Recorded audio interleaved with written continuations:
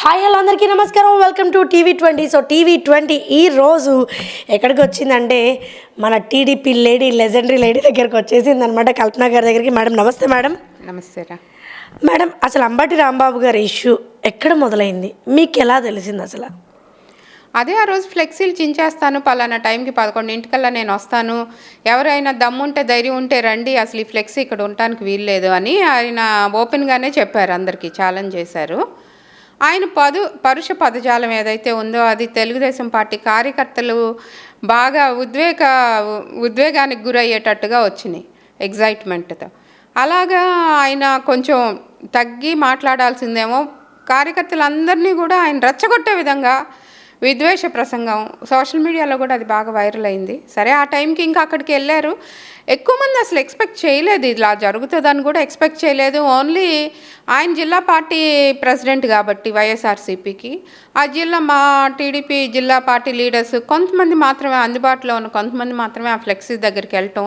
ఆయన ఆ ఫ్లెక్సీ దగ్గర ఆగి, అంతమంది లీడర్స్ ఉన్నా కూడా ఆగి కయ్యానికి కాలు దువ్వే విధంగా మా అధినేతని అంత పరుష పదజాలంతో ఆయన తీవ్రంగా దూషించటం ఎవరు జీర్ణించుకోలేకపోయారు.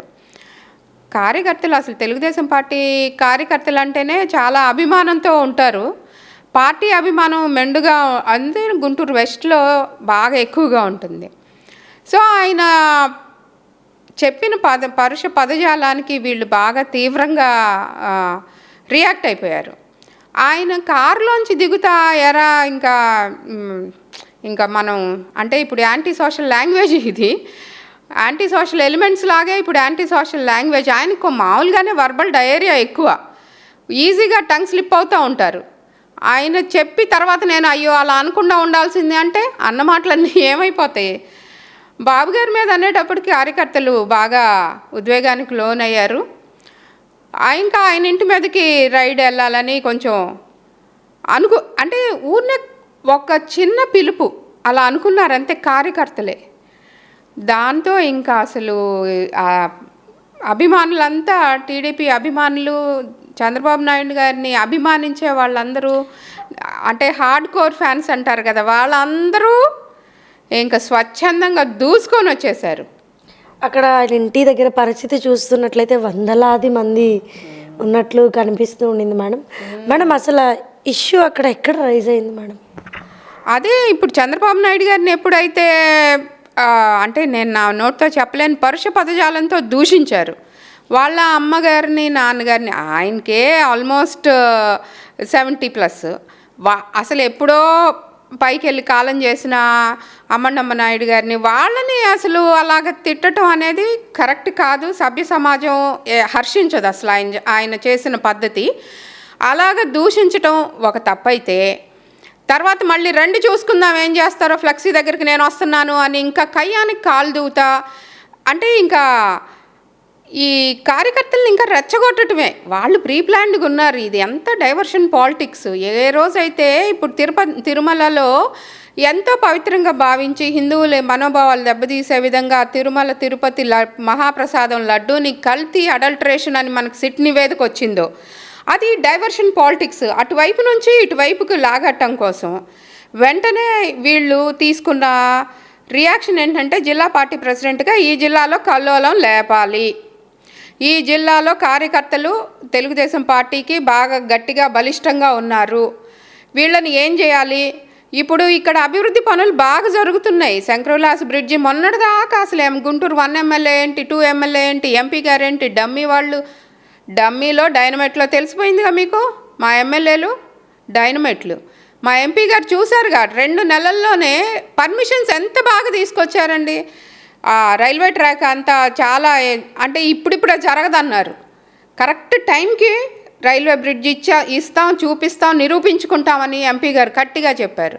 సో ఇప్పుడు అభివృద్ధి పనులు ఎక్కడ చూసినా అసలు ఇంటర్నల్ రోడ్స్ కూడా వేస్తున్నారు, సిమెంట్ రోడ్స్ వేస్తున్నారు. అభివృద్ధి పనులు బాగా జరుగుతున్నాయి. చాలా చాలా కొత్త సంస్థలు వస్తున్నాయి. అమరావతి వెలిగిపోతుంది, అభివృద్ధి పదం వైపు పరుగులు తీస్తోంది ఆంధ్రప్రదేశ్. ఇలా ఉన్న తరుణంలో ఎలాగైనా అలజడి సృష్టించాలి, మన బ్రాండ్ ఇమేజ్ని డ్యామేజ్ చేయటం కోసం అంబటి రాంబాబు గారు వేసిన స్కెచ్ ఇది. ఈ స్కెచ్ ఆయన ఇంటి దగ్గర అక్కడ ఫ్లెక్సీ దగ్గర గొడవ చేశారు, అయిపోయింది. ఇంటి దగ్గరకు వచ్చారు, ఆయనకు ముందే తెలిసిపోయింది. పోలీసులు విపరీతమైన ప్రొటెక్షన్ ఇచ్చారు ఆయనకి. మామూలుగా ఒక్క మాటతో అనుకొని 1 అవర్లో మా కార్యకర్తలందరూ అక్కడికి చేరుకున్నారు. క్షమాపణ చెప్తే చాలు ఆయన బయటకు వచ్చి మేము వెళ్ళిపోతామని ఎమ్మెల్యే గారితో సహా వచ్చి అక్కడ ఉంటే క్షమాపణ చెప్పకుండా ఇంట్లో కూర్చొని ఇంట్లో నుంచి రాళ్ళేపించి, అలాంటి సమయంలో మా కార్యకర్తలు కూడా సహనం కోల్పోయారు. మేమందరం తీవ్రమైన ఉద్రేకానికి లోనయ్యి అప్పటికి స్లోగన్స్ ఇచ్చి చాలా మటుకి ఆగా. రాంబాబు గారు వచ్చి క్షమాపణ చెప్పాలి అంతే స్లోగన్స్. కానీ దాన్ని వాళ్ళే మమ్మల్ని ఉద్రేకపరిచి ఒక అరగంట హై టెన్షన్తో బాగా చేశారు. దానివల్ల వాళ్ళకి డ్యామేజ్ జరిగింది. మా కార్యకర్తల్లో కూడా చాలామందికి దెబ్బలు. అంటే ఎలాంటి సన్నివేశాలు మేడం? హైడ్రామా అంటే ఇంకా లోపల చాలామంది వాళ్ళ చుట్టూ కార్యకర్తలు ఉన్నారు. వాళ్ళే మమ్మల్ని రెచ్చగొట్టే విధంగా ముందు రాళ్ళు వేయటం మొదలుపెట్టారు లోపల నుంచి. ఇంకా వీళ్ళు అసలే తీవ్రమైన అసహనంతో ఉన్నారు. ఈ కార్యకర్తలు ఎందుకు ఆగుతారండి? వాళ్ళు అంత హైడ్రామా నడిపారు. అదంతా వాళ్ళకి ఇదంతా ప్రీ ప్లాన్డే. బాగా పెద్ద హైడ్రామా నడిచిన తర్వాత పోలీసులు ఎప్పుడైతే అరెస్ట్ చేయడానికి వచ్చారో అప్పుడు కూడా అసలు కార్యకర్తలు 1-2 నిమిషాలు మమ్మల్ని వదిలిపెట్టండి, అమ్మటి రాంబాబు గొంతు పీసుకు చంపేస్తాం అన్నట్టుగా ఉన్నారు.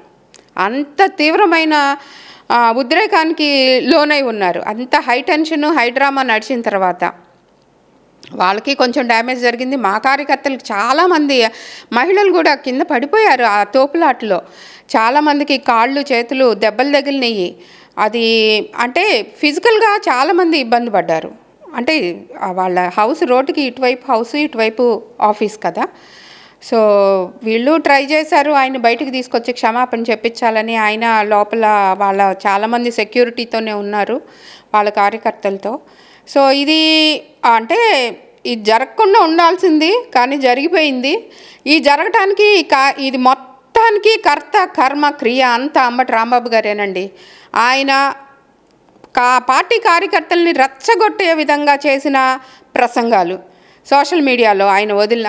అసలు మా ఇంట్లో 2 కుక్కలు ఉన్నాయి, కుక్కలు కూడా భయపడవు చంద్రబాబు నాయుడు కంటే. మా కార్యకర్తలు ఎందుకు ఊరుకుంటారండి? కుక్కలాగా భయపడేటట్టు చేశారు. ఇప్పుడు 14 రోజులు రిమాండ్ వేశారు. సరిపోయిందిగా.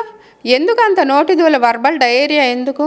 ఒక హోందాతనంతో మంత్రిగా చేసిన ఆయన ఎంత చక్కగా ఆయన హోందాతనం నిలుపుకుంటే బాగుండేదని మా అందరికి అనిపించింది. ఇప్పుడు వాళ్ళ అమ్మాయి బయటకు వచ్చి చెప్తున్నారు కానీ డాక్టర్ మౌనిక అని, మేము ఆడపిల్లలు ఇంట్లో ఉన్నాం, మేము వచ్చింది ఆడవాళ్ళమే, మమ్మల్ని ఎంత మాకు కడుపు మండితేనే వచ్చాం, లేకపోతే మా ఇళ్లలో మేము ఉండాల్సిన వాళ్ళం. అర్ధరాత్రి మీ నాన్నని అరెస్ట్ చేసి తీసుకెళ్లేదాకా మాకేం పని మీ ఇళ్ళ ముందు అక్కడ పడిగాపులు గాయటానికి? మీరు పూర్తిగా ఇక్కడ లేరు, ప్రత్యక్ష రాజకీయాల్లో లేరు. మీ నాన్నగారిని ఇప్పుడు అరెస్ట్ చేశారు కాబట్టి మీరు వచ్చి మీ నాన్నగారి వైపు మాట్లాడుతున్నారు. మీరు ఇన్ని రోజులు గుర్తుకు రాని కాపు కులం కూడా ఇప్పుడు గుర్తొచ్చింది. ఇవన్నీ మీకు నెగిటివ్ పాయింట్సేనమ్మా. మీరు అనుకుంటున్నారేమో ఇవన్నీ పెద్ద పెద్ద పాజిటివ్ అవుతాయేమోనని. అండ్ మీరు పూర్తిగా అట్లా అనకూడదులే. ఇంటర్ కాస్ట్ మ్యారేజెస్ మీ ఇంట్లో ఎన్ని ఉన్నాయి? ఇది అందరూ చౌదరీస్నే చేసుకున్నారు. మీ పిల్లలు కూడా 3 ఆడపిల్లలు అని విన్నాం మేము మీకు. సరే, ఇవన్నీ మీ వ్యక్తిగత విషయాలు మేము తీసుకురాకూడదు కాబట్టి కాపు కులస్తులని కాపుల్ని తీసుకొచ్చారు. కాపులు ఎంతో కష్టంలో కాపు కాస్తారు, భుజం కాసేవాళ్ళు కాపులు. అట్లాంటి వాళ్ళని మీరు ఇప్పుడు మీ అవసరానికి కాపు కులం, కాపు కులస్తులం మేము, కాపు ఆడపిల్లలం మేము అని ఇట్లా ఇప్పుడు కులం కార్డు ప్లే చేయటం కరెక్ట్ కాదు. ఇప్పుడు మహిళా కార్డు ప్లే చేయటం కరెక్ట్ కాదు. సో మీ నాన్నగారిలో ఉన్న తప్పులు మీరు ఒప్పుకోవాలి, ఆయన్ని మీరు కొంచెం కరెక్ట్ చేసుకోవాలి. మీ నాన్నగారిని అరెస్ట్ చేశారు కాబట్టి ఇప్పుడు మీరు బయటకు వచ్చి మాట్లాడుతున్నారు, మీరు కానీ మీ మదర్ కానీ. ఇవన్నీ కరెక్ట్ కాదు. అసలు దీని మొత్తానికి స్క్రీన్ ప్లే డైరెక్షను మొత్తం మీ ఫాదరేనమ్మా. ఆయనకి వర్బల్ డయేరియా ఉంది, ఆయన కొంచెం తగ్గి మాట్లాడాలి. ఇంకొస్తే గుంటూరు 2 ఎమ్మెల్యే డమ్మీ ఎమ్మెల్యే అన్నారుగా, డైనమైట్ ఎమ్మెల్యే అని మీకు ప్రూవ్ అయిందిగా. మీ ఇంటి ముందుకు వచ్చి ఏం చెప్పారు? లోపల నుంచి బయటకు వచ్చి క్షమాపణ చెప్పండి చాలు అన్నారు. క్షమాపణ మీరు చెప్పించలేకపోయారు. మీరు లోపలే ఉన్నారుగా. ఎందుకు నాన్న మరి అట్లా చేశారు? సీఎం గారు అన్నిసార్లు సీఎంగా చేశారు. అసలు ఒక రకంగా మాట్లాడితే అమరావతికి ఆయన ఫాదర్ ఆఫ్ అమరావతి అండి. ఆయన ఆంధ్రప్రదేశ్కి అసలు స్టేట్ డివిజన్ జరిగినప్పుడు ఆంధ్రప్రదేశ్కి ఆ రాజధాని లేని రాష్ట్రంగా మనల్ని ప్రకటించినప్పుడు చంద్రబాబు నాయుడు గారు నిలిచి దగ్గరుండి అమరావతి రాజధానిని ఎలా ఏర్పరిచారు, ఆయన బ్రాండ్ ఇమేజ్ని నమ్మి రైతులు 33,000 ఎకరాలు ఎలా ఇచ్చారో ఆయన్ని నమ్మి ఇచ్చారు. అలాగా ఆయన సొంత భుజాల మీద అమరావతిని నిర్మించారు. ఇప్పుడు 5 సంవత్సరాలు మేము ఒక్క ఛాన్స్ అని ఇస్తే మళ్ళీ అమరావతి అభివృద్ధి వెనక్కిపోతే మళ్ళీ ఇప్పుడు రెండోసారి మేమందరం కలిసి తెచ్చుకొని ఇప్పుడు ఆయన అమరావతిని డెవలప్మెంట్ ఏ విధంగా జరుగుతుందో రాజధానికి వెళ్ళి మనం చూడొచ్చు. He is father of Amaravati. అంత పెద్ద ఆయన పట్టుకొని అన్ని మాటలు అంటే మేమెందుకు ఊరుకుంటాం? ఏదో అంటారు చూడండి, నా పొట్టలో ఏలు పెడితే కొట్టనా అని. అట్లాగే కార్యకర్తలు ఏంటో చూపించారు. అర్థమైందా? తెలుగుదేశం పార్టీ కార్యకర్తలు వాళ్ళ పవర్ ఏంటో చూపించారు.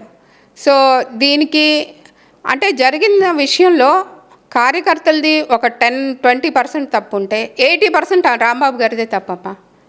ఇంకా దానికి మనం సెకండ్ థాటే లేదు. మేడం నెక్స్ట్ రాంబాబు గారు జైలు నుంచి రిమాండ్ నుంచి వచ్చిన తర్వాత ఆయన పరిస్థితి ఎలా ఉంటుంది మేడం? ఇంకా అది ఆయన చూసుకోవాలి. ఇప్పుడు జరిగిన వాటికి ఆయన పరిస్థితి ఇంకా మనం చెప్పేది కాదు. ఇప్పటికైనా అంటే ఆయన తప్పులు తెలుసుకొని కొంచెం ఆ వర్బల్ డయేరియా తగ్గించుకొని జాగ్రత్తగా హుందాగా మాట్లాడి జాగ్రత్త చేసుకుంటే బాగుంటుంది. లేకపోతే ఇంక ఇంతే మళ్ళీ రాజకీయాలు కొనసాగుతారంటారా? It's up to him to decide. Next అంటే గుంటూరు వాస్తవ్యులు ఎలా యాక్సెప్ట్ చేస్తారు ఆయనని? గుంటూరులో అయితే ఆయన ఉండలేరురా. గుంటూరు వాసులు కొట్టి పంపించేశారు కదా ఆయన్ని. ఇంకా గుంటూరులో ఆయన కాలు పెట్టలేరు.